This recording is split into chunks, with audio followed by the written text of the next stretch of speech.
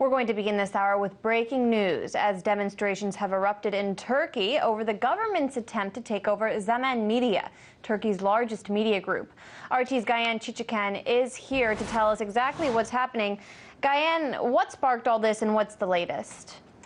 Well, here's what happened. A court in Turkey ruled to replace the entire management and editorial board of Feza Media Group, which includes one of Turkey's major newspapers, Zaman Daily. Prosecutors made a case that the group's publications helped terrorists. Zaman Daily has been sharply critical of the Erdogan government, and the paper's readers have a strong sense that the government's crackdown has nothing to do with terrorism. So throughout the day, readers and journalists came to the headquarters of Zaman Daily to protest the court's decision.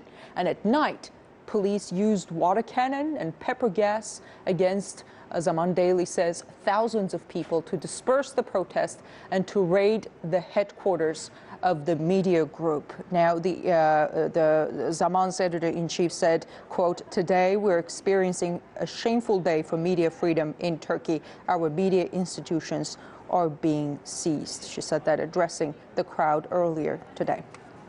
Well, Gayane, you went to the State Department briefing earlier today. Free press is supposed to be something the U.S. takes very seriously. What did they have to say about their ally Turkey here?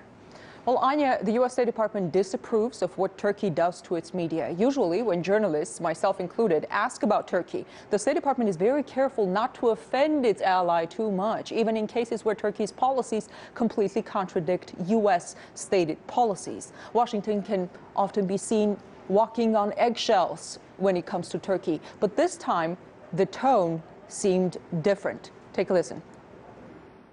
Can you condemn the Turkish court decision to replace the entire management and editorial board of Feza Media Group? One of its main publications, Zaman Daily, has been sharply critical of the Erdogan government, and they are now accused of helping terrorists. Can you condemn that decision? We see this as the latest in a series of troubling judicial and law enforcement actions taken by the Turkish government, targeting media outlets and others critical of it.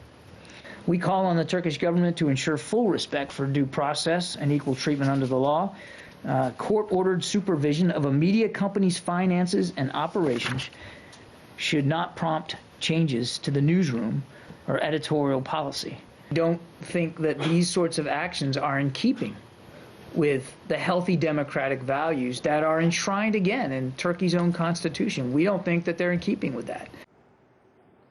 The State Department's spokesperson still spoke about Turkey being an ally and a partner on a host of issues, but that partnership seems increasingly awkward considering some major differences that the countries have.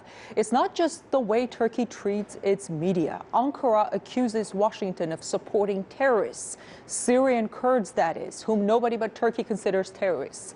The U.S. has tried to downplay the differences as much as possible, as much as it could, but Erdogan's government is making it very difficult to do. Interesting. Thank you for questioning the State Department, bringing us that report to us. That was RT correspondent Gayane Chichakyan monitoring that story for us.